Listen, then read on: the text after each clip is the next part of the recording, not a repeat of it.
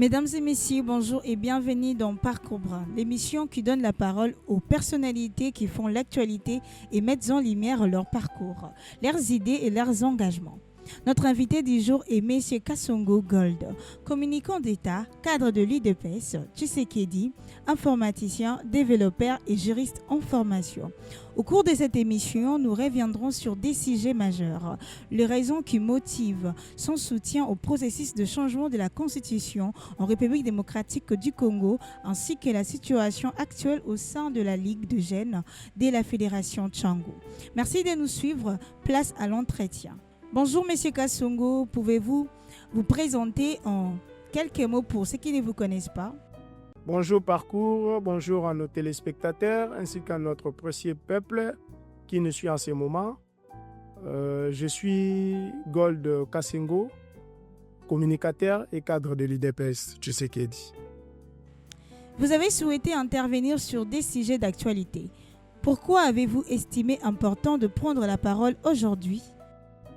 Merci beaucoup. Déjà, nous sommes obligés, nous les communicateurs, de transmettre un message utile et constructif au peuple congolais. Et voilà l'importance de ma présence ici, de venir éclairer en fait l'opinion pour un sujet, dirais-je, préoccupant. Voilà pourquoi je suis là. Vous soutenez le processus de changement de la Constitution. Quelles sont les principales raisons qui motivent cette position? Merci beaucoup. Les raisons sont énormes. Déjà, avant de répondre, permettez-moi de balayer toutes les allégations véhiculées par certains opposants. Parce qu'à un moment donné, c'est fatigant et lassant. Je ne sais pas s'ils pensent qu'ils ont le monopole du mensonge. Passer à tout moment à la télévision, mentir le peuple congolais, ce n'est pas vraiment une très bonne chose. Déjà, il faut comprendre que nous ne sommes pas et nous ne serons pas non plus le premier pays, non plus le dernier à changer la constitution. En Afrique comme en Europe, ils ont déjà changé leur constitution. Pourquoi? Parce que il y a un constitutionnaliste que je respecte beaucoup. On a des Pierre-Paul disait les constitutions ne sont pas des tentes d'essai pour le sommeil. Ça veut tout simplement dire que non, si l'homme évolue, le monde évolue, toi et moi nous évoluons, la constitution aussi est évolutive. Ça s'adapte normalement aux réalités du pays. Pour le bon fonctionnement de la Constitution, pour le bon fonctionnement des institutions, il est impératif que nous changeons la Constitution pour que ça s'adapte en fait. Et déjà pour aller encore beaucoup plus loin, je vais vous donner un exemple. Lisons l'article 91.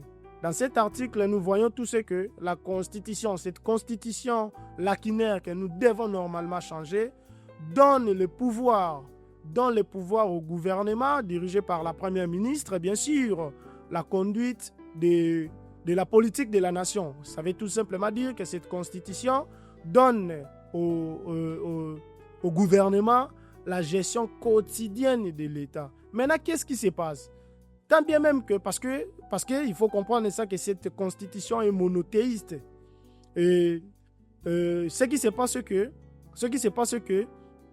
lorsque nous lisons ça, nous comprenons que le gouvernement a un pouvoir de gestion quotidienne. Mais qu'est-ce que les gens interprètent? Parce qu'il y a un problème. Il y a un problème du droit, ce qui est la Constitution, et la perception, ce que nous pensons. Il y a une dichotomie qui se passe là. Vous voyez les opposants, voire même les intellectuels, passer à la télévision, disent que non, le président de la République, il ne fait rien. Le président de la République, il y a des routes dégradées, et il y a retardement de paye, et les fonctionnaires ne sont pas payés. Et ne regardent pas la première ministre. Elle ne regarde pas le gouvernement. S'adresse directement au président de la République. C'est ça le grand problème. Parce que les choses ne sont pas bien définies, ne sont pas claires dans cette constitution. Et voilà pourquoi nous disons à tout moment que c'est une constitution monothéiste. Nous devons faire l'effort de rendre ça polythéisme. C'est-à-dire là où le président de la République a aussi un pouvoir de la gestion vraiment de l'État. C'est dans le sens là que nous intervenons pour dire que nous voulons changer cette constitution afin que ça s'adapte aux réalités que nous vécons, que le peuple congolais a. Donc c'est dans ce sens-là. Selon vous, quels sont les arguments qui justifient une réforme de la Constitution actuelle? Il y a beaucoup d'arguments. Prenons l'exemple de l'article 78 de la Constitution. Et on dit, le président de la République nomme la première ou le premier ministre issu de la majorité parlementaire. Maintenant, lorsqu'il n'y a pas une majorité claire, je vais expliquer ici. Je vous donne un exemple de 3 partis politiques.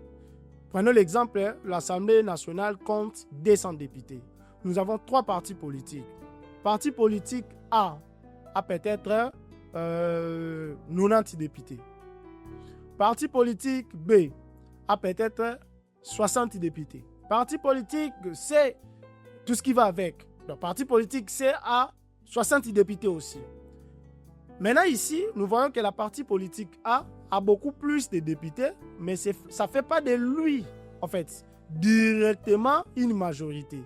Pourquoi? Parce que pour être majorité absolue, bien sûr, il faut avoir au moins 100, parce que 100 ou 101 députés, vu que l'Assemblée nationale a déjà députés. L'exemple.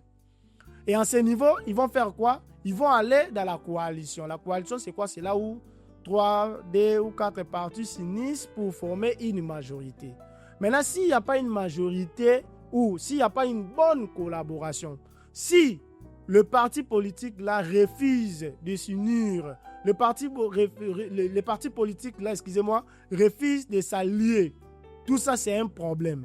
Ça bloquerait directement le fonctionnement des institutions. Nous allons maintenant commencer à attendre. Et cette constitution ne prévoit pas ça. Lorsque ces partis-là refusent de s'unir. Vous voyez maintenant les problèmes. C'est ça en fait les problèmes qu'il y a en fait dans cette constitution. Certains citoyens expriment des inquiétudes ou des réserves sur cette initiative. Quel message souhaitez-vous leur adresser? Moi, je vais le dire tout simplement qu'ils puissent accompagner les chefs de l'État, qu'ils puissent accompagner cette vision, qu'ils puissent accompagner ces changements de la Constitution. C'est pour leur bien, c'est pour nos biens.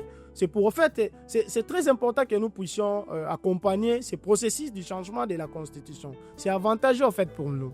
C'est une réflexion farfelue que nous ne pouvons pas suivre.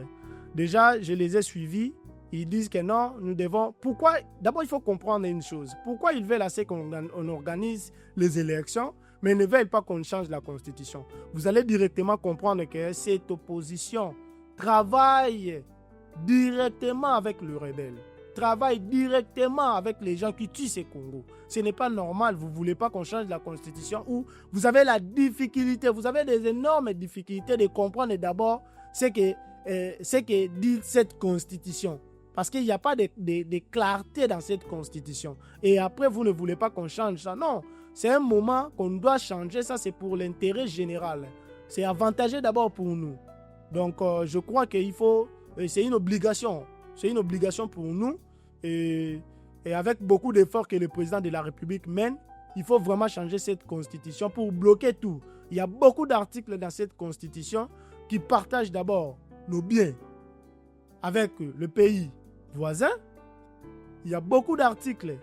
Donc, en fait, c'est un désordre. Il faut vraiment qu'on puisse changer ça. Que répondez-vous à ceux qui estiment que la priorité de la RDC se situe ailleurs? Quels bénéfices cette réforme pourrait-elle apporter au pays et à la population congolaise?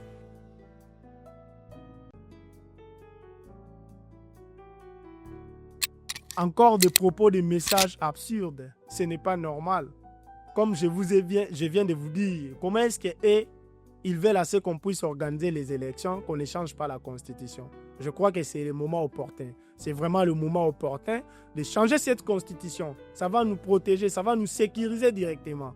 Donc, c'est vraiment le moment opportun de changer cette constitution. Avec beaucoup d'efforts que le président de la République mène, il faut vraiment qu'on change le plus vite possible cette constitution. Plusieurs observateurs dénoncent de bavures et des actes de violence attribués à certains membres de la force du progrès, mouvement proche du parti au pouvoir. Quelle est votre position sur ces agissements? Pensez-vous que les auteurs doivent répondre de leurs actes devant la justice, même lorsqu'ils se réclament de votre famille Je vous dis politique? clairement, je lance un message fort au peuple congolais. Il y a des infiltrés au sein des forces du progrès. Bon, je ne peux pas dire au sein des forces du progrès, mais quand même, il y a des infiltrés. Les infiltrés, là, viennent d'où? Il y a un groupe d'opposants qui ont créé, en quelque sorte, leur clique pour mettre ça au nom des forces du progrès.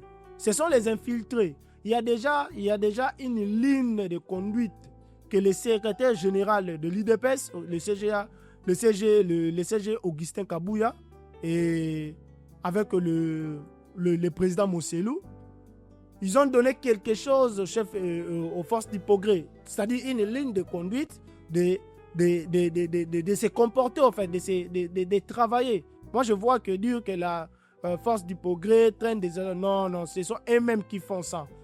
Les infiltrés, ils font comment dirais-je, des désordres au nom du... comment on appelle ça, au nom des forces du progrès. Ce n'est pas la force du progrès, c'est eux-mêmes qui font ça. Ces derniers jours, un communicateur de famille politique a affirmé que l'ancien président Joseph Kabila serait responsable de l'empoisonnement de la baleine retrouvée à Mwanda. Cette déclaration a suscité de nombreuses réactions et de moqueries. Partagez-vous cette affirmation? Sur quels éléments ou preuves repose-t-elle, ou estimez-vous qu'il s'agit d'une déclaration personnelle qui n'engage pas votre parti? Ça me fait rire ce sujet. Et moi, je vois que ce sont ces aventures. On ne peut même pas s'intéresser à ça, en fait. Ce n'est pas quelque chose qu'on peut suivre. Ça n'a rien à voir avec... en fait,